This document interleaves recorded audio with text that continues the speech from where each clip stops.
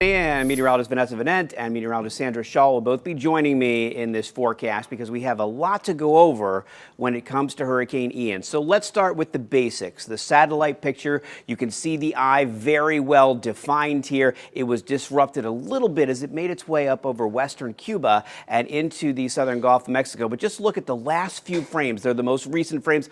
Look how symmetrical it becomes, how wide it becomes. This is a strengthening hurricane and will likely become a Category 4 storm by the time we get to later on today. A tropical storm warning is in effect for every county in our viewing area. That means tropical storm conditions, heavy rainfall, winds 39 to 73 miles per hour are possible within the next 36 hours. A hurricane watch has been issued for Okeechobee County. That means hurricane conditions, winds 74 miles per hour higher, possible in Okeechobee County, but Hurricane Ian only has hurricane winds that go out 35 miles from the center, so it would have to come very far inland, and also it'll be weakening as it moves inland to make it all the way to Okeechobee County. That being said, hurricane watch being issued to let people know you could see hurricane conditions in Okeechobee County. The National Weather Service does recommend that under a hurricane watch, you put your hurricane shutters up when a watch is issued for your area.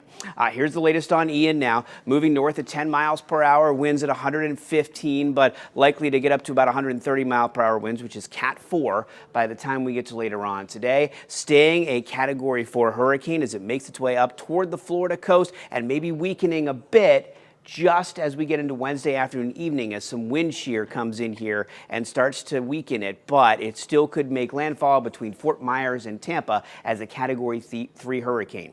Quickly, it weakens into a Category 1. That interaction with land just starts to tear it apart, but it's still got a lot of rain, a lot of wind. The very edge of the cone here, the eastern edge, you can see in the southern edge, you could almost say, because of the way it's angled downward, is really down through Okeechobee County and parts of Indian River County.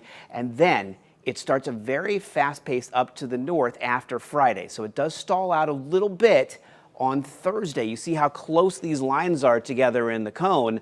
These three lines here from really a Wednesday night through Thursday night, it just hangs out in this part of Florida for about 24 hours, and then it starts to take off to the north. And by the weekend, it is well up to our north, and we don't see any more impacts from it. Here's a look at the live radar right now. Some very heavy rainfall moving up into southern Palm Beach County. These are the outer bands of Ian, the feeder bands. They help feed moisture into the storm, but they extend way up here into South Florida, and those are the bands that are pushing this moisture up. There's also some little areas of dry air, some little pockets we call dry slots. They're little slots of air that are coming up that are going to stop the rainfall for a little while here and there because there's some separation between the bands. Rain, dry slot. Rain, dry slot. So we're going to be in and out of the rainfall, but when it does rain, it could be heavy. A look at the Key West radar. Boy, you can really see how those bands are wrapping inside of this storm. Cloud cover, we're going to see overcast skies for the rest of the day today with maybe a hint, a break of sunshine here and there.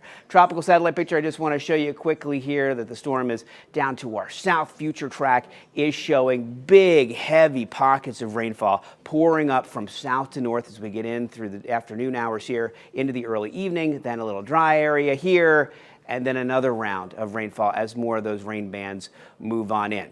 So let's talk a little bit about the potential for severe weather with meteorologist Sandra Shaw. And Sandra, we're not just talking about a strong thunderstorm here and there. There's also that tornado threat today. There is. In those feeder bands, we have what we call rain-wrapped tornadoes. That happens quite often when we see these bands come through. And so that's a potential. We're in a slight risk for severe storms. We have a tornado watch up, and the rainfall will continue to accumulate here. So we have in between Fort Pierce up to 4 inches of rainfall, up to 4 inches in West Palm, back into 3 inches in Indiantown, and it's only going to continue, and it'll be much higher in other locations. So we are looking at very high rainfall totals. The tornado watch is in effect through tonight and into tomorrow from West Palm southward. So anyone down through Broward, Miami is also under the tornado watch because of those bands that will be spiraling around the center of Hurricane Ian, which will likely become a Category 4 storm later this afternoon. Tornadoes and funnel clouds, that's the biggest risk, but we will also see some tropical storm storm force winds that can hold their own in their own right. So up to 43-mile-an-hour wind gusts is possible in Okeechobee, 41 in Stewart, a 34 in West Palm, and this takes us through the next couple of days. So we'll see these intermittently with the higher winds really starting tomorrow when we have basically Ian parallel to us, but in the Gulf of Mexico, heading toward that Tampa-St. Pete area for a landfall. That's the situation here, and for further information and explanation, here's Vanessa. Thanks, Sandra. We're going to talk about storm surge. Now, Hurricane Ian is set to make landfall on the west coast of Florida and is expected to bring dangerous storm surge of up to 10 feet. Let me explain what it means. Storm surge means rising water moving inland from the coastline. As pressure falls, the hurricane center, the water level rises as well. So the storm becomes larger, the wind starts to increase. Strong winds will push water toward the coast and creating walls of water. The risk can be greater, mainly during high tides, and this could be life-threatening, especially in the Tampa area. Glenn? Storm surge is just an incredible phenomenon during these big storms. It's so dangerous. All right, let's take a look at the beach and boating forecast. Obviously, tropical storm conditions impacting the area are possible. We're going to see the seas rise from 3 to 6 feet today to possibly 10 to 12 feet tomorrow.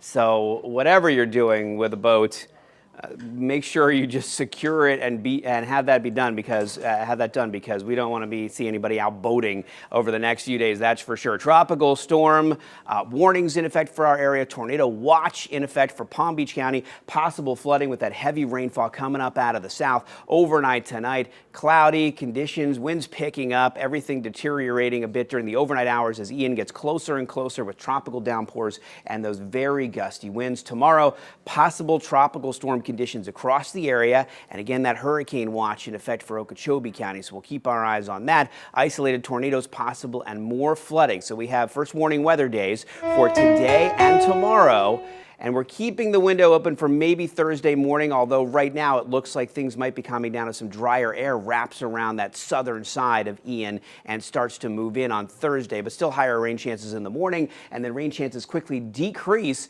through the weekend as Ian moves farther to the north, and then that's pretty much it. Things really start to calm down, temperatures level out a bit, even some cool nights on the way over the weekend and into the beginning of next week.